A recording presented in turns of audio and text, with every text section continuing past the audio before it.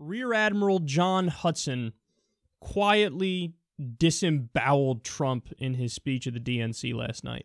Let's watch. Donald Trump calls himself the law and order candidate, but he will violate international law. In his words, he endorses torture at a minimum. He'll order our troops to commit war crimes like killing civilians. And he actually said, you have to take out their families. And what did he say when he was told that was illegal? He said, our troops won't refuse. Believe me. This very morning, he personally invited Russia to hack us.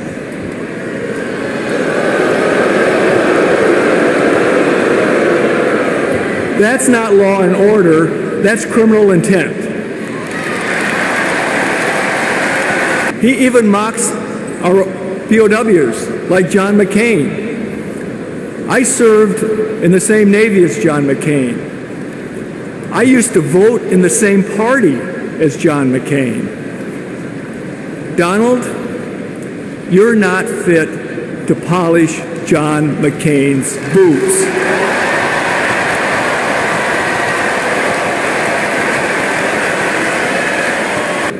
Our strength comes from who we are and who we've always been, our humanity.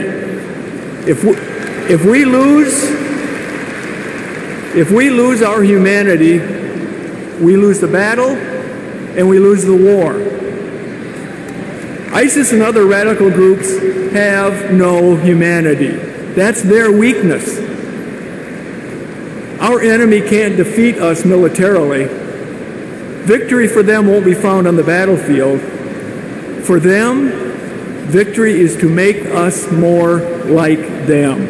People who torture, who destabilize the international order, who target innocents because they don't look like them and don't pray like them. Donald Trump is a walking, talking recruiting poster for terrorists. And that's not hyperbole. That's not hyperbole. ISIS literally used Trump in a commercial.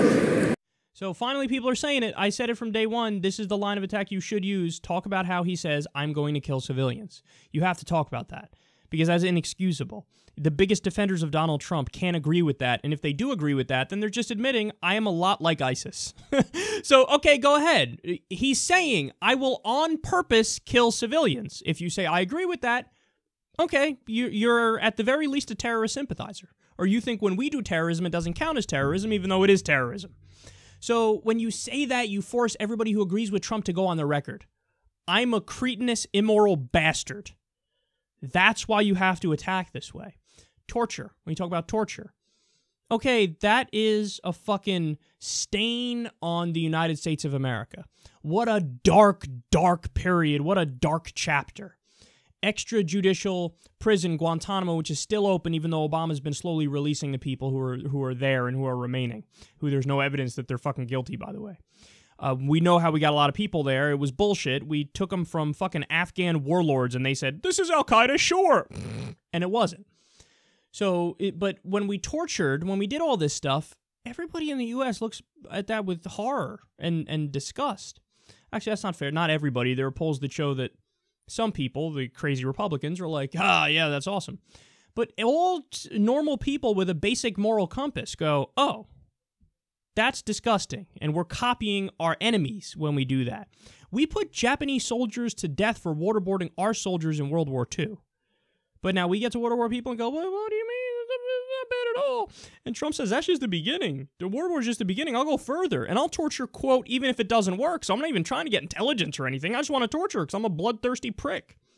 When you have somebody, Rear Admiral John Hutson, what are you going to question his fucking patriotism? What are you going to question his motives in this? What, is he some sort of liberal pussy who, he don't know what he's talking about? This is a guy who served the country. And he brings up John McCain. Hey, Donald Trump's not fit to shine John McCain's boots. You know what he's referring to, right? Trump said at one point in the campaign that, in reference to John McCain, Well, you know what? You know what? I like people who weren't captured, okay? That's who I like.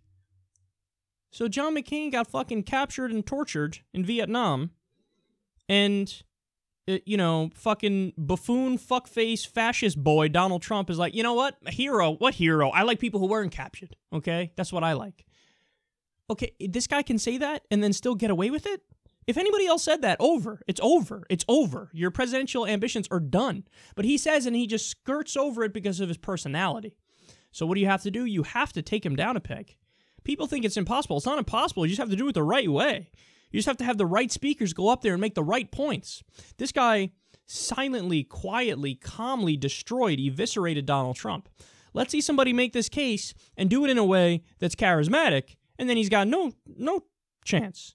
You out-Trump Trump by being just as loud as he is, just as obnoxious as he is, just as arrogant and just as sure of yourself as he is, but you make all the right points that are factually correct. You talk about, hey, jackass, law and order, I'm going to keep America safe. Law and order, my ass cheeks. You just said the Geneva Conventions is, quote, the problem. Law and order, law and order, law and order, except the ultimate law. That I don't care about.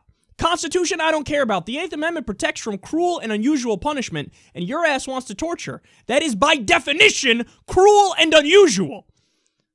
Please spare me. We could take this motherfucker down a few pegs by pointing out just how beyond the pale he is and doing it properly.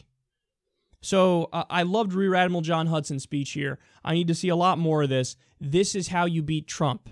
You let people know. Bring it home, baby. Circle it all the way back around and let everybody know the bottom line here, which is, this is a guy who says he's going to torture. This is a guy who says he's going to kill civilians. That will make you less safe. Not only does that mean we are copying ISIS tactics now, well done, genius, but that makes us less safe because you're going to create more enemies against the United States. This is basic stuff, guys. It's not that hard to figure out. You kill somebody's aunt, you kill somebody's child, you kill somebody's grandma or grandpa. They might want revenge. They might join a group that's going to carry out revenge. You want to create more jihadists or you want to create less jihadists? You tell me. Which one do you want to do? I think we all know what we want to do. This isn't to say Hillary Clinton is great, because she's not. She's also a disaster and a dumpster fire in her own right. But at least she has the sense to know that torturing, announcing you're going to torture, and killing civilians and saying that's the point is not something you do.